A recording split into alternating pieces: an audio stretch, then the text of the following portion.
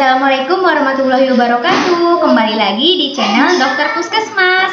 Di video ini saya akan sharing tentang vaksinasi COVID-19 pada anak dan remaja. Kan suka ada yang nanya ya, "Dok, anak umur berapa sudah boleh vaksin COVID-19? Syarat-syaratnya seperti apa?" Ini penjelasannya. Apakah anak-anak sudah dapat divaksinasi COVID-19? Jawabannya adalah boleh. Pertimbangannya antara lain ratusan ribu anak terkonfirmasi positif COVID dan ratusan diantaranya itu meninggal dunia. Dengan semakin meluasnya penyebaran COVID-19 pada anak, maka anak-anak juga perlu mendapatkan vaksinasi.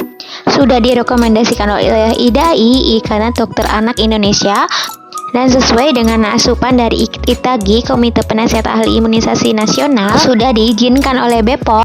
Dan secara resmi sudah ada surat edaran dari Kemenkes pada tanggal 30 Juni 2021.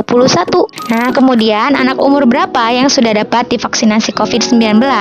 Yang sudah dapat diberikan vaksin COVID-19 adalah anak umur 12 sampai 17 tahun. Pada usia ini, jumlah subjek pada uji klinis memadai dan terbukti efektif serta aman. Kemudian tingginya mobilitas dan kemungkinan berkegiatan di luar rumah. Kemudian mampu menyatakan keluhan bila ada KIPI pada usia-usia tersebut. Untuk usia 13-11 tahun masih menunggu hasil kajian.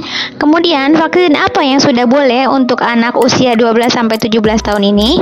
Yang pertama adalah Sinovac, kemudian yang kedua adalah Pfizer. Apa saja kriteria anak yang layak diberikan vaksinasi COVID-19? Yang pertama adalah suhu tubuh kurang dari 37,5 derajat Celcius. Kemudian tekanan darahnya kurang dari 140/100 mm Hg. Kemudian tidak vaksin lain dalam 1 bulan terakhir. Yang keempat, tidak positif COVID dalam 3 bulan terakhir. Yang kelima, tidak terdapat kontak di keluarga yang sedang positif COVID. Dalam 7 terakhir, tidak demam, batuk pilek, nyeri telan, muntah, atau diare. Dan dalam 7 hari terakhir, tidak dirawat di rumah sakit atau mengalami kedaruratan medis. Seperti sesak napas, kejang, tidak sadar, berdebar, perdarahan, hipertensi, dan tremor hebat. Tidak menderita gangguan imunitas atau kekebalan tubuh seperti autoimun, alergi berat, gizi buruk, HIV berat, atau keganasan. Tidak sedang pengobatan imunosupresan yang jangka panjang. Contohnya ini steroid lebih dari 2 minggu, kemudian obat-obat sitostatika. Kemudian tidak ada riwayat alergi berat karena vaksin, yaitu berupa sesak nafas, bengkak, urtikaria atau gatal-gatal seluruh badan, tidak sadar setelah vaksin atau imunisasi sebelumnya. Yang terakhir, tidak ada riwayat kelainan pembekuan darah seperti hemofili atau kelainan pembekuan darah lainnya. Jika suhunya lebih dari 37,5 derajat Celcius, maka vaksinasi ditunda sampai dengan sembuh. Jika tensinya di atas 140/100, maka diulang 10 menit. Dan jika hasilnya masih sama, maka ditunda dan dirujuk untuk berobat. Jika sudah di bawah 140/100, berarti sudah dapat dilakukan vaksinasi. Jika habis vaksin atau imunisasi lain, maka ditunda dengan jarak minimal 1 bulan. Kalau habis COVID, berarti 3 bulan setelah sembuh baru divaksinasi. Jika ada kontak anggota keluarga yang sedang positif, maka ditunda 2 minggu. Jika ternyata setelah 2 minggu tidak jadi COVID, berarti bisa divaksin. Jika ternyata dia jadi positif COVID juga, maka ditunda sampai 3 bulan setelah sembuh. Jika habis batuk pilek, diare, muntah-muntah, nyeri telan, maka ditunda. Diobati dulu, nanti jarak 1 minggu setelah sembuh baru boleh divaksin. Jika habis dirawat atau habis mengalami kedaruratan medis, maka berobat dulu sampai dengan stabil. Nanti sudah stabil baru boleh divaksin setelah jarak seminggu stabil.